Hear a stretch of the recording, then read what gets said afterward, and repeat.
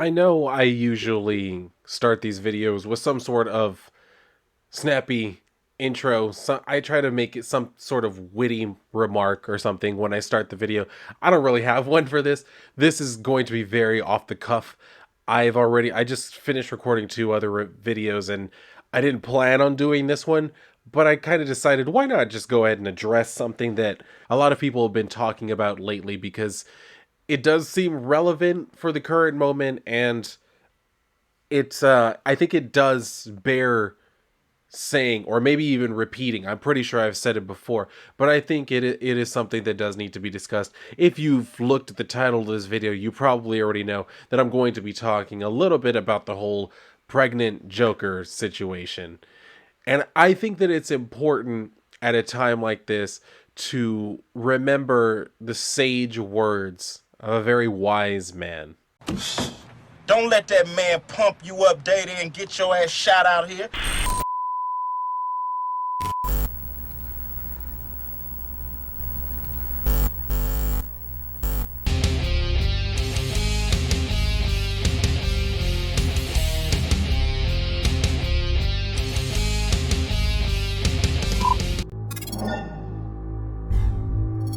Now, to be honest, I hadn't been keeping up with The Joker, the Man Who Stopped Laughing series all that long, and I when I heard that this came out, I wasn't really in a rush to go and look at it just because people were talking about it. And then people were talking about it. And then even more people were talking about it. And suddenly it became something that everybody wanted to talk about all of a sudden. So I thought, okay, what the hell is going on with this? Let me go and look to see what is happening, what has so many people up in arms on both sides of an issue yet again. And then I saw it, and oh god. Like I get it. I understand the annoyance. I really do. Because it's not a well written story. It is a backup story. So for one thing, I'm never gonna get that upset about a backup story. You know what I mean? But just looking at it, yeah, terribly written. The characterization of the Joker, even if you were trying to do like a wacky Silver Age story, which I am somebody who, for the longest time, has been championing and shouting about the need for them to return to the fun and openness of the Silver Age and just zany stories. But when I was saying that, I was talking about the kind of stories that saw aliens coming to Earth to enlist Batman to help them settle some sort of, war because he is some sort of paragon of justice throughout the galaxy and shit like that. Like, those are the kind of stories I was talking about, not stupid shit like this. You know what I mean? Like, this is not the type of story, and it's not even, like I said, a well written Silver Age story. This is the type of story, and I'm not gonna try and doubt the credentials of Matthew Rosenberg. I don't know how much of a comic book fan he is. He could have read every single appearance that the Joker has ever had in comic books, for all I well know. I have no idea. But what I will say is the way that the story is written, it reads like the person who wrote it has never actually read anything from the Silver Age. They just have heard of the Silver Age from other people. And this was them making their attempt at what that would be. So, because here's the other thing. I don't even really like the art for this story. And it's Francesco Francavilla. And I love his art. I always have. I really have. I love his art so much. And so to see this, I was like, "Oh, this was just a terrible combination. This was just a bad recipe. It was a recipe for disaster. That's all it was. Because this, for whatever reason, it just didn't click. This wasn't it. This was not the move. This was not the one, y'all." So, I having said that, I do think some of the outrage is a little bit much. It's a little bit much because, like I said, number one, it's a backup story. It's not the main story.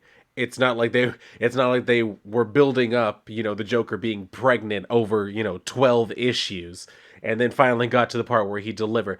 It was all within the context of, a few pages, and it's not actually in continuity, I'd imagine. Although I wouldn't be surprised if somebody brings back this little clayface creature that looks like the Joker at some point in the future for some story and, ties it into actual continuity.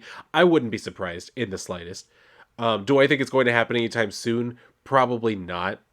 Probably not, because just this alone was enough to get them attention. You know what I mean? So now that it got that attention, people are going to be looking very hard at the next issue. And that's what I'm saying. The other thing too is you have stories like this where you have what was essentially just an attempt at a particular type of story that backfired. You have that. That's what it was. Or that's what it is. It is what it is. Or it was what it was, I guess. But then you also have some, because I was watching some of the reactions. One of them was comics by Perch. So I listened to Perch talk about it, and I have to agree with his take on a lot of this, because it's just it doesn't make sense to get upset about something like this, knowing what it is, like we do, and then trying to turn it into something it's not, like trying to spin it into some sort of conspiracy about it supporting some sort of trans agenda or something. It has nothing to do with any of that. Not even in a subtextual way. I don't care if you can find some way to rationalize it and make it make sense that that's what they're trying to do, that they're trying to influence something or influence somebody into something. It was an attempt at a particular type of story that backfired. That's all it was. Never ascribe to malice that which can best be described by stupidity. That's all of this was. This was a blunder. This was them thinking that this was going to be an entertaining story, and I guess, you know what, in a way it was. People are getting entertainment out of it, just not in the way that was intended, which is fine. Everybody has an off day, but then again, it's Matthew Rosenberg.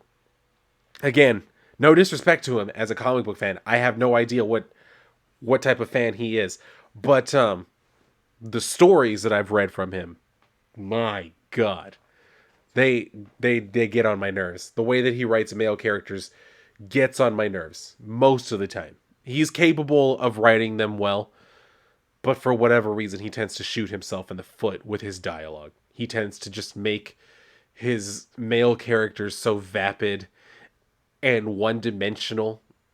I can't. I can't. I don't like it. But anyway, I just wanted to make this real quick video to basically talk about this, because like I said, everybody was talking about it, and I feel like everybody was taking sides on the issue, and there were just a handful of people looking at it for what it is, commenting on the stupidity of actually putting out a story like that and then not expecting to get mocked, obviously. And just, being able to disseminate the fact that that's all it is, and we can roll our eyes and shake our head and say that was stupid and move on, and which is, I think, the best way to approach this situation. Is just, it happened. Like, we can't unprint that story. It cannot be unseen, especially now that people have made this many videos. It cannot be unseen. So it is what it is moving forward. But like I said, it's not like it was some sort of event that they were building up to or anything. It was a throwaway story that should have been thrown away. So that's the biggest crime here of anything. But I that's about all that I had to say on it. So do feel free to let me know what you think down below in the comment section. If you enjoyed the video, go ahead and like the video. Make sure that you are subscribed. If you would like, go and check out the Güey that I have with my group. Well, I don't have it. Our group has it. So this is a project, a collaboration between myself and a bunch of awesome creators. They are the ones doing art and stories. I have an interview in here with the cover artist and one of the story artists as well. So that's going to be a lot of fun getting to do that. And in future issues, you will see a story coming from me. So if you're looking forward to that, this is where you're going to see it. But you're going to want to get in on the very first issue, right? So go and check it out if you can. please feel free to go ahead and pick yourself up a copy. If you can't, then go ahead and share it with your friends, your family, whoever you think might be possibly interested in it. That would mean a lot to me, and it would go a long way to helping us just get, the word out, get some more awareness, some more eyes on our project. But anyway, thank you so much for doing that. And yeah, if you've done all of the other stuff, if you're done here, then I think you should go and read a book.